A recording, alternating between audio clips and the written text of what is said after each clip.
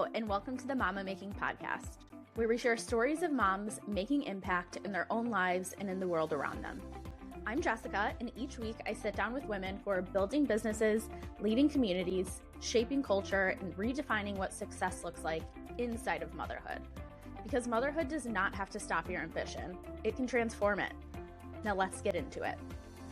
Hello, everyone, and welcome to the Mama Making Podcast. I'm your host, Jessica. If you're new, welcome. If you're not new, then welcome back. Today, I am so excited to have Alexandra Swayne on the podcast. She's a mom, an entrepreneur, and a creative thinker who turned the chaos of motherhood into two businesses and a product that is helping moms do the same. She's the founder of Sunkiss Media, a marketing firm, and the inventor and founder of Binky Bands, a product born from a real problem in her daily life.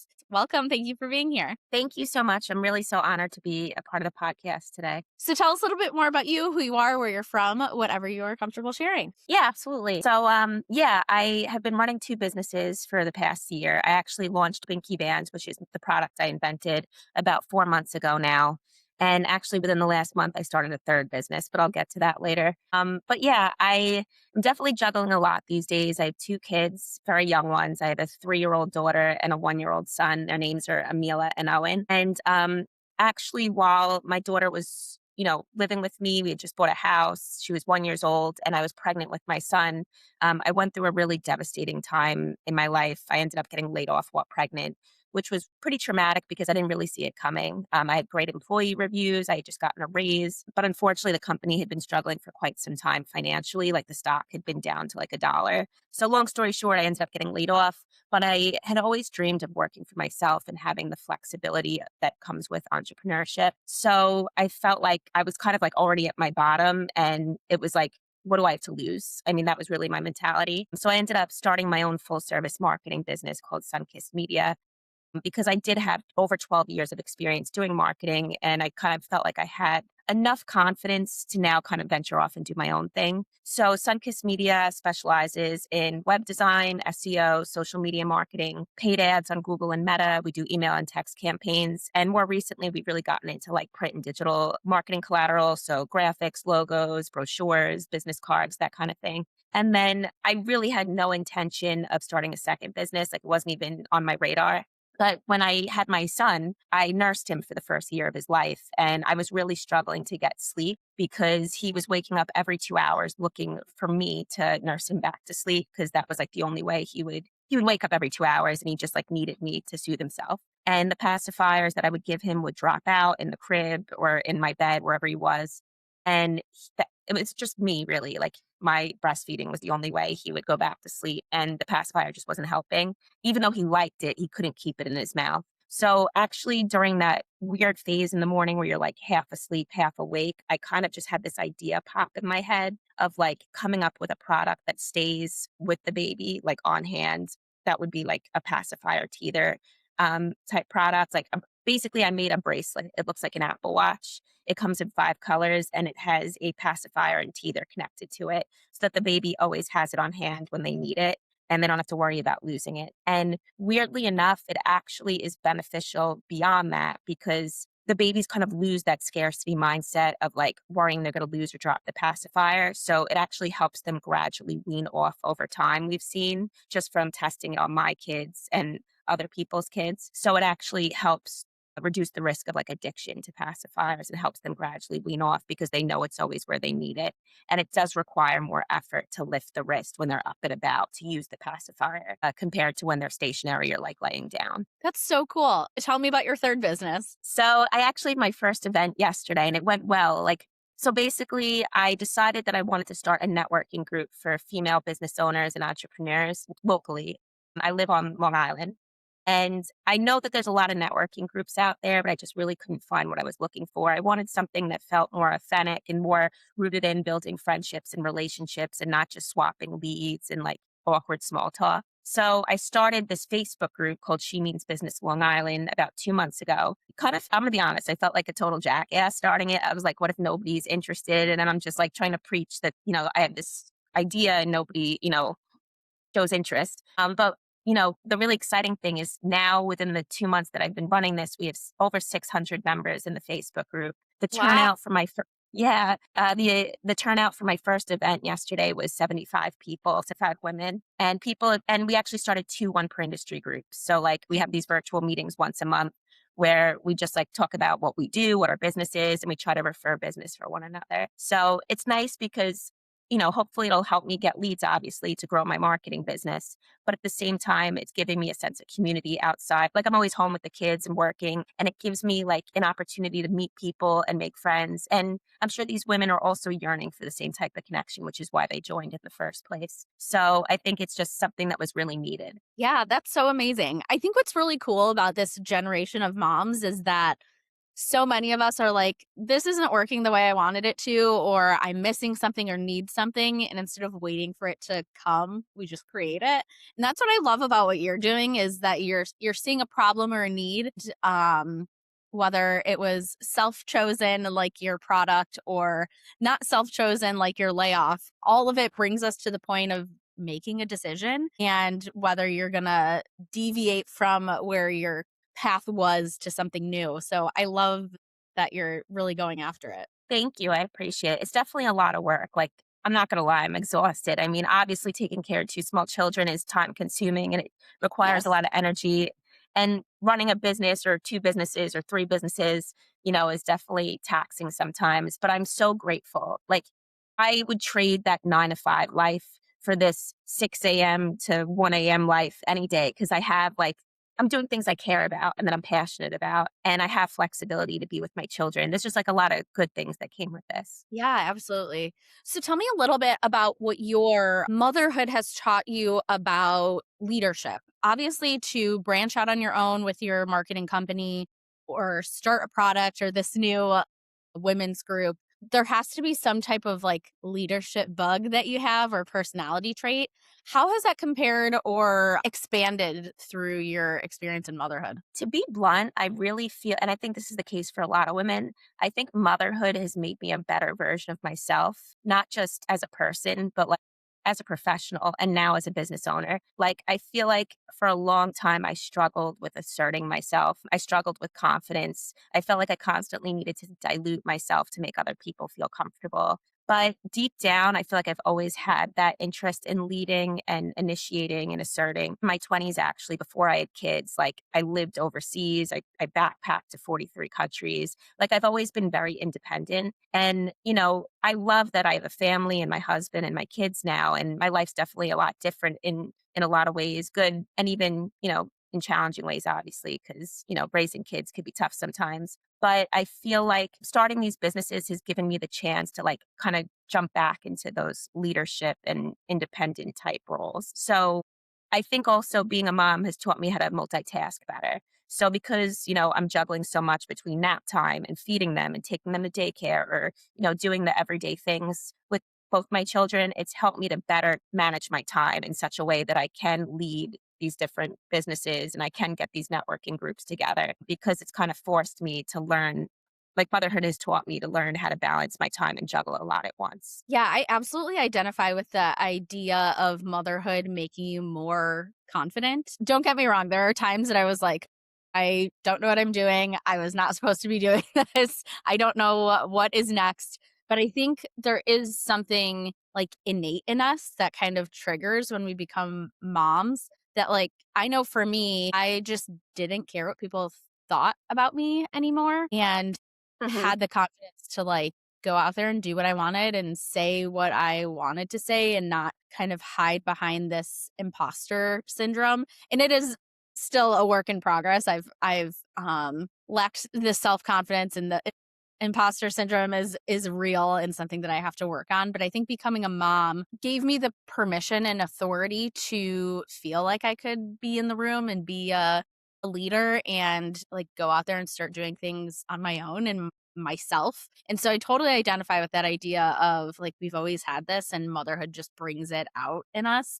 And the ability to the multitask is huge. Yeah, it definitely instills confidence. Like, it is not for the weak. And I agree with everything you said. Like, I think becoming a mom showed me just how much I'm capable of. And when you have children and a family, you realize at the end of the day, nothing else matters. I don't care about petty drama. I don't care about gossip. I don't care what people think about me. I'm not going to lie, every now and then those insecurities creep in.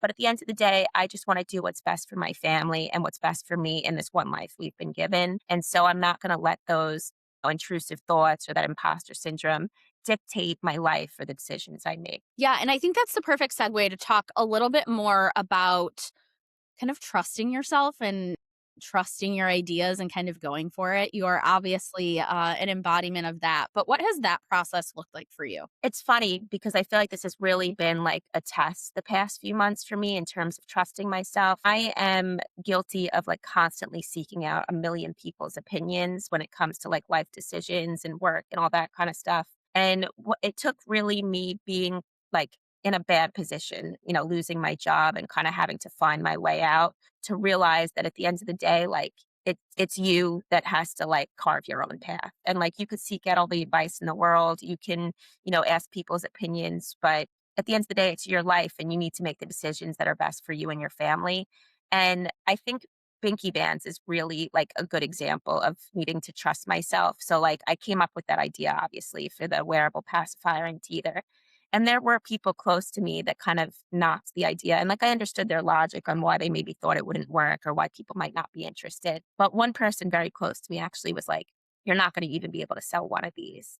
So if I didn't trust myself and I didn't trust my judgment, I might have let that person dictate whether or not I moved forward with that idea. But I was like, you know what? I'm going to regret it if I don't give this a try. So I'm going to invest my own money into manufacturing it, getting the patent. Granted, I was very smart about it. Like I did not dump money into this that I wasn't comfortable investing in it. But long story short, it ended up going viral within the first day of launching. And I've sold several hundred, like almost into the thousands of the Binky Bands. So I very much did sell one of, like I was able to sell one. I was able to sell a lot more than that. So if I didn't trust myself, I wouldn't have been able to achieve that. Yeah.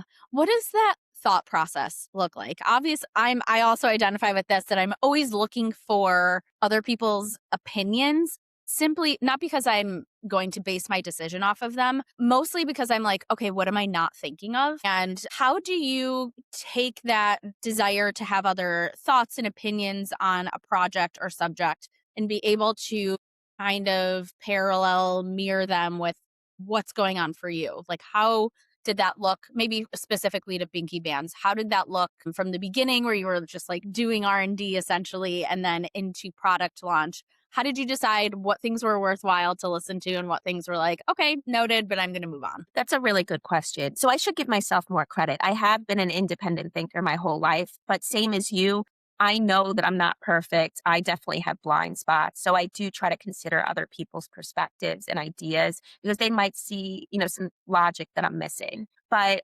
basically what I did was I sought out other people's opinions, people close to me, my family. I considered the pros and cons that came with launching a business such as Binky Bands because obviously it could do really well, but it could also fail. And I needed to make sure it was something I was comfortable moving forward with financially and otherwise. So I think for me, I knew that like this was something I believed in and that it was going to I needed to take the risk and see if I could really go somewhere with it.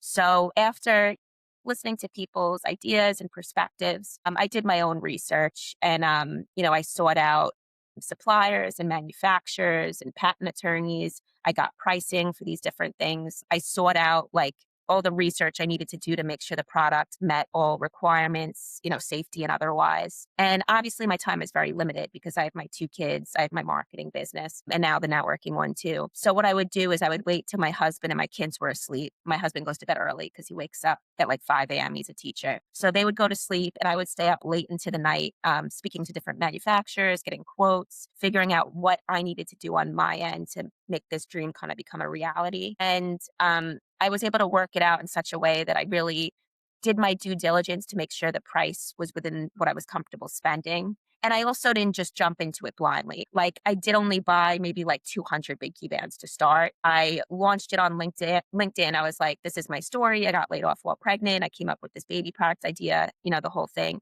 And that's actually where it went viral, which was wild because LinkedIn really isn't like my target market. Like, granted, there's professionals like who admire the ambition, I'm sure, and the entrepreneurship, but these aren't usually moms with babies. So it was a huge surprise that it took off on LinkedIn the way it did. But so many sales thankfully came in. Like, I sold over 100 of them in a day, and I only ordered 200. So that was like my research. I was like, okay, there is a demand for this. Like, people were like, I wish this existed when my babies were little. I've been looking for something like this. How did no one think of this before? So that was super reassuring. And then actually that same day, I went back to the manufacturer. I was like, okay, we're ordering 2,000 now. So it was just being logical, like, throughout the process, I think, not just going in blindly, but using like a well thought out strategy and research to decide what my next move was. Yeah, I would love to talk about how you had to integrate your marketing business and then this new venture. How did that look, kind of combining the two? That's actually where the confidence came from. So, I mean, I'm not going to say I was like 100% comfortable doing this because I wasn't. There was definitely a little bit of fear, but I kind of just did it despite that. And even though I didn't have any experience whatsoever in the baby product industry or even with manufacturing, I knew that my skills were really rooted in marketing and that it was something I was comfortable with. So, at the very least, I knew that if I partnered up with people who knew what they were doing when it came to like the patent, the design, the manufacturing, I could at least handle the marketing on my own. And it's not even just that I have the marketing background. I'm a mom. Like, I understand what moms need. I understand what moms are looking for. And for that reason, I felt confident that I could sell this product because it has so many benefits that it brings to the table. As I said, it reduces the risks of babies losing and dropping their pacifier. It doubles as a teether. It keeps the pacifier clean because it's not always dropping on the floor. It helps wean them off the pacifier. And then also, I didn't know this when I came up with the idea, but a cool thing is a lot of moms and people are actually seeking out the product now who have sensory needs, who rely on chewing and sucking for comfort. So there's even people who aren't babies that are using this product. So clearly, like, there's a lot of value here. There's a lot of pain points this product solves. So that was really what gave me the launching pad to be like, okay, I'm going to move forward with this because I know how to market it. And I believe in it. Like, I believe in it for me. I needed it. And I know other moms could use it. Yeah, I love that you were able to kind of utilize the work that you've always been doing to kind of launch this product. Yeah, and I think it's, like, nice when you're doing like, I can market anything really if I know the value it brings, if I know the pain points it solves, but it's a whole different ballgame when you're marketing something that you created, like, it's essentially your baby, and it's something you believe in. Like, this isn't me just working a 9 to 5 job in a corporate office trying to sell something that maybe I don't believe in. I'm not gonna lie, I've worked for companies where, like, I didn't really see the value as much as I would have liked to, and I'm trying to market whatever it is they're selling. This is totally different because, I wouldn't have invested my money or my time or my energy into this if I didn't believe in it. And so, of course, I'm gonna be able to market it. Yeah, and one thing that's great is like you're stepping into a very unknown territory. And once you got that launched and ready to go, I'm sure it was like a breath of fresh air to get back to something that you were like, oh, I know how to do this. Yeah, for sure. And it was nice to really have the chance to connect with moms through this because I feel like, I don't know, I'm at a point now where I'm more confident speaking with people from all walks of life. Like, I've lived in other countries, I've worked in corporate offices, I've worked with men, I've worked with women, but there's a different level of comfort that comes from getting to collaborate and work with women and moms. I just feel like there's more of an affinity. And I think that's also why I ended up starting the networking group because it's just like a totally different feel that comes from those relationships. There's a level of understanding and support that comes from building relationships with other women and moms because we're kind of going through the same things day in and day out. Yeah, absolutely. I can totally agree with there's just something different about working with women and moms.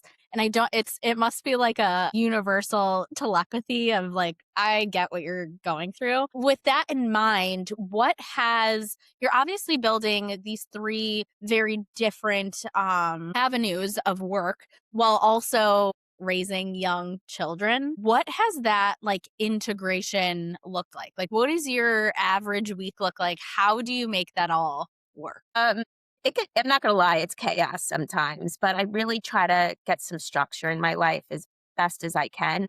I do value work-life balance. I do value flexibility, and I don't have that balance every day, and it's something I'm working towards improving. That being said, I do spend the money to put my kids in daycare 2 days a week because I think it's a nice break for them and it's a nice break for me. So those 2 days are really the days that I get a lot of my work done. And I trust the place that my kids are going to. I love the people that run the daycare. I I have no guilt whatsoever, truly. Like I know my kids are having an amazing time with their friends there. They're socializing. They're able to do arts and crafts and things at that daycare that I can't always do with them at home. And I don't have kids for them to play with beyond just the two of them. So those 2 days are like my breath of fresh air. And then the 3 days that they're home with me, I try to get some work done in the morning when they're kind of relaxing, having breakfast when my son's napping. And then in the afternoon, I've been making a conscious effort to like step away from my laptop because I tend to get wrapped up in my work. Like I'm a bit of a workaholic. So I'm making that conscious effort to be like, we're done here. Like I've worked enough today. I'm going to take the kids to the park. I'm going to take the kids to the library because I don't want to look back someday and be like, I spent all those hours when my kids were little just sending emails and working on the computer, and I sacrificed all the time that I could have been spending with them while they were babies. I don't want to look back and have that regret. Yeah, I love that you brought up the guilt factor and that it doesn't really exist for you. And I think part of that is one, trusting yourself, but two, having those strong boundaries around this is the time I work and this is the time I'm with my family. Similarly to you, also have a digital marketing company and started after I got laid off as well. And Wow. so I have that, and then this podcast and being a mom and having a family. My husband runs a small business. So things are like quite chaos here. And when people ask me like, how do you guys do it all? And I'm like, we don't. One day we're doing everything.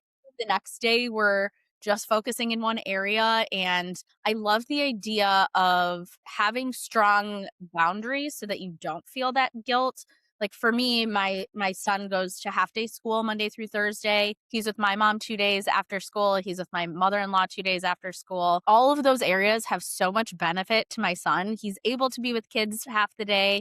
He's with his cousins and my mom and my dad and being able to build bonds with those people. And then my in-laws he's with and gets to go on different adventures there. So, and on Fridays, he's home with me. So I think that building your career and these different lanes, and if you're super entrepreneurial and have several streams that you're focused on, I think having those boundaries is huge, and knowing that every day is not going to be the same. Some days you're doing it all and some days you can really only focus on the kids or just one specific project. So I love your honesty that you're like, it's pretty chaotic, but I think the idea of not doing it all is something that I like to hit on. Yeah, I'm so glad you said that because I definitely need to be more adaptable these days. Like, I need to realize that not every day is going to go as planned. And there are going to be days where I'm just killing it. Like, I'm doing a great job, like juggling the businesses. Then there's days that, like, my kids are a little extra unpredictable and I don't get as much done as I was hoping I would.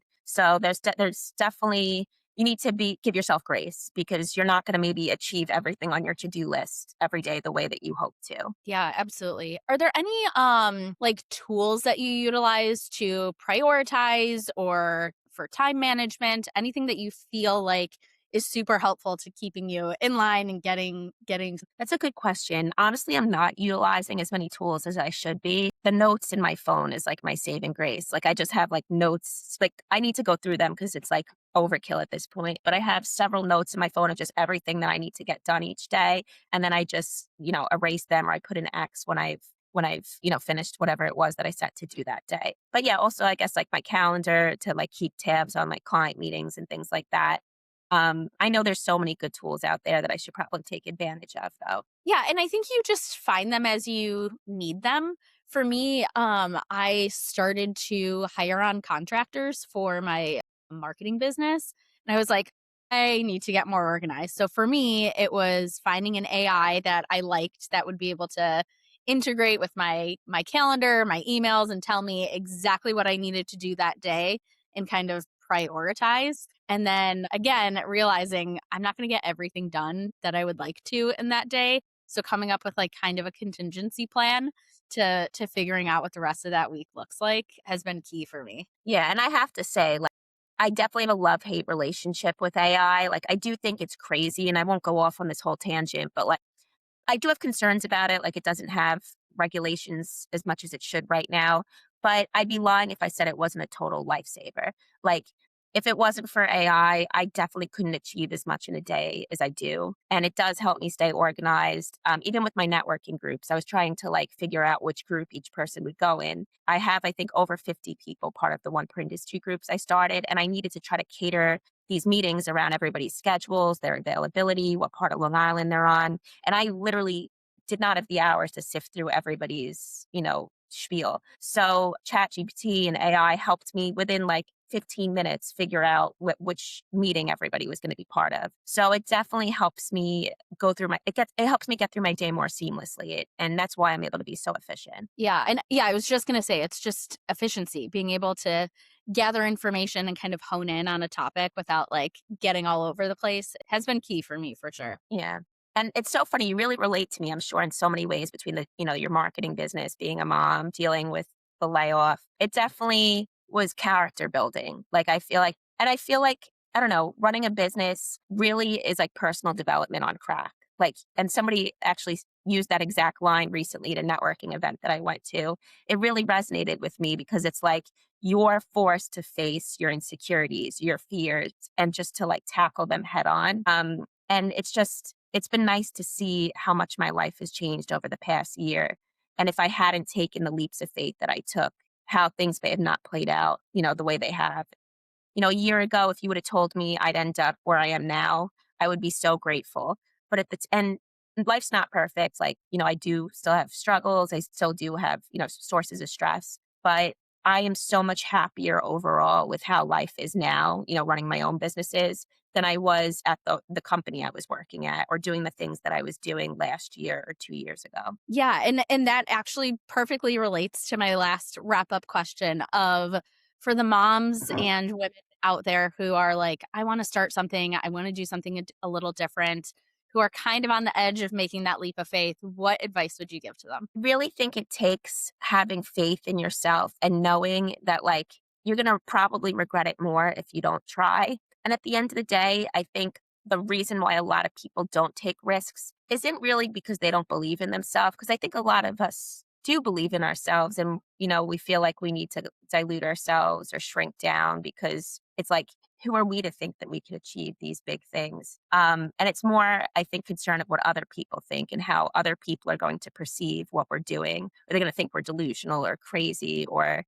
I don't know. I think any decision in life, you should ask yourself, is this really what I want? And am I not doing it because I'm worried about what other people are thinking about the matter? And if it's that your concern is about other people, I think you should do it anyway, but with reason. I think that you need to do your research. It needs to be somewhat logical. It needs to make sense.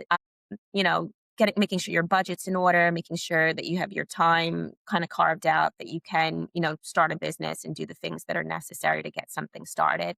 But yeah, I don't think that you should let fear stop you. Even as I said, I've never worked in the baby industry. I've never done manufacturing, but I knew that I would do what I needed to do to get up to speed and to learn everything that I needed to. So if you have that dedication, you can achieve anything. I really believe that. Yeah, that's great advice. So tell us where we can find your products, your services, website, social media, all the stuff. So my marketing business, I'm on Instagram and TikTok. My handle is sun.kissedmedia, and then my website, sunkissedmedia.net. Binky Bands, the baby product, we're on Instagram and TikTok. It's just at Binky Bands, but it's Binki, not Y. Bands, Bands. And then for women on Long Island, if they're ever interested in joining the networking group or coming to some of the events on Long Island, we have a Facebook group called She Means Business Long Island. And then our Instagram is at She Means Business. Awesome. Well, this has been so great. I'm excited to keep up on everything that you're doing. Thank you for being here and thanks for your time. Thank you so much. I really appreciated this opportunity. And it was so nice to speak with you and get to know you. Thank you again for this opportunity. If this conversation resonated with you, I'd love for you to follow the podcast wherever you listen and share it with another mom building something meaningful. If you want deeper behind-the-scenes reflections that I don't share anywhere else, join my email list at themamamakingpodcast.com. Thank you for being here, and I'll see you next time.